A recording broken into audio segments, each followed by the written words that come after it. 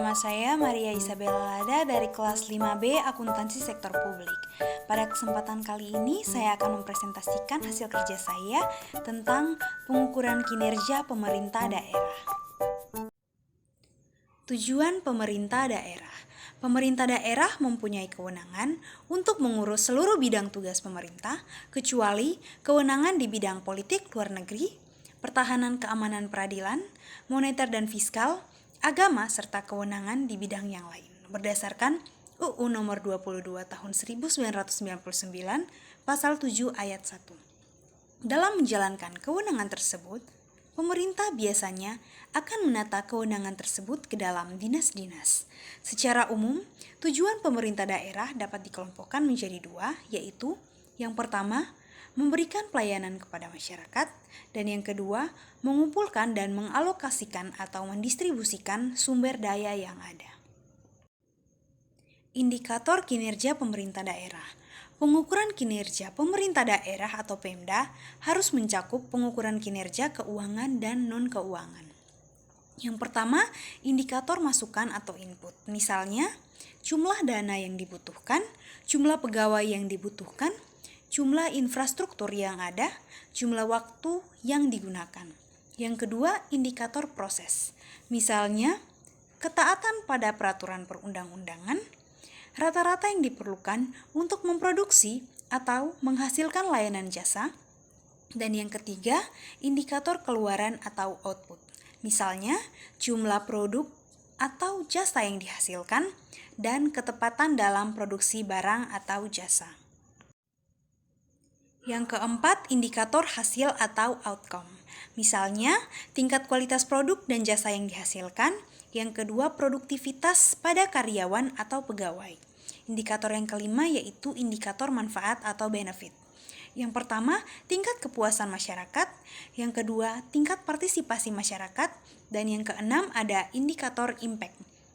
Yang pertama, peningkatan kesejahteraan masyarakat. Dan yang terakhir, peningkatan pendapatan masyarakat. Fokus pengukuran kinerja pemerintah daerah. Pengukuran kinerja pemerintah daerah diarahkan pada masing-masing satuan kerja atau dinas yang telah diberi wewenang mengelola sumber daya sebagaimana bidangnya. Pengukuran kinerja Pemda berarti pengukuran kinerja terhadap satuan kerja atau entitas lingkungan Pemda. Fokus pengukuran kinerja dapat untuk setiap satuan kerja atau entitas mencakup yang pertama, visi, misi, tujuan dan sasaran. Yang kedua, tugas pokok dan fungsi. Yang ketiga, struktur organisasi dan personalia. Yang keempat, program kerja. Dan yang terakhir, anggaran. Satuan Kerja Pemerintah Daerah. Satuan Kerja Pemerintah Daerah merupakan pusat pertanggungjawaban yang dipimpin oleh seorang kepala satker atau satuan kerja dan bertanggung jawab atas entitasnya. Satuan kerja di lingkungan pemerintah daerah antara lain Badan Pengawasan Daerah dan Perencanaan Daerah, Dinas Pendidikan dan Kebudayaan, Pekerjaan Umum, Kesehatan dan Kesejahteraan Sosial, Perindustrian, Perdagangan, Koperasi dan PKM, serta entitas lainnya. Yang pertama, Badan Perencanaan Pembangunan Daerah atau Bapeda. Badan Perencanaan Pembangunan Daerah adalah badan yang berada di bawah pertanggungjawaban langsung kepada Bupati sebagai kepala daerah. Yang pertama, visi, misi, tujuan, dan sasaran. Visi Bapeda adalah handal dan maju guna menuju kualitas Bapeda. Misi melaksanakan perencanaan dan pengendalian pembangunan di daerah yang sesuai dengan kaidah-kaidah perencanaan dan terkoordinasi secara modern dan mampu menampung aspirasi masyarakat. Sasarannya, merumuskan rencana pembangunan jangka panjang menengah pendek bermutu dan tepat waktu. Yang kedua, tugas pokok dan fungsi. Bapeda mempunyai tugas untuk membantu Bupati dalam menentukan kebijakan di bidang perencanaan pembangunan daerah serta pelaksanaannya. Berikutnya, struktur organisasi dan personalia Bapeda. Bapeda dipimpin oleh seorang ketua, sedangkan dalam pelaksanaan kegiatan dinas sehari-hari didukung oleh 5 bidang. Yang keempat, program kerja. Bapeda membantu bupati kepala daerah dalam rangka menentukan kebijakan umum pemerintah daerah menurut bidang dan tugasnya, menyampaikan rekomendasi atau memberikan saran dan pendapatan yang berhubungan dengan kebijakan yang dibuat oleh bupati atau kepala daerah. Yang kedua, Dinas Pendapatan Daerah atau Dipenda. Visi, misi, tujuan, dan sasaran dari Dipenda adalah visi Dipenda adalah memberikan kontribusi besar terhadap APBD Kabupaten. Misinya adalah menyusun rencana PAD dan menyusun rencana intensifikasi pemungutan PAD serta melakukan pembinaan pelaksanaan tata kerja dan tata hubungan kerja di bidang lain. Sasarannya yaitu wajib pajak dan retribusi per orang. Yang kedua, tugas pokok dan fungsinya. Dipenda mempunyai tugas pokok untuk melaksanakan sebagian urusan rumah tangga daerah di bidang pendapatan dan tugas pembantuan dan tugas-tugas lainnya yang telah diserahkan oleh bupati. Struktur organisasi dan personalia.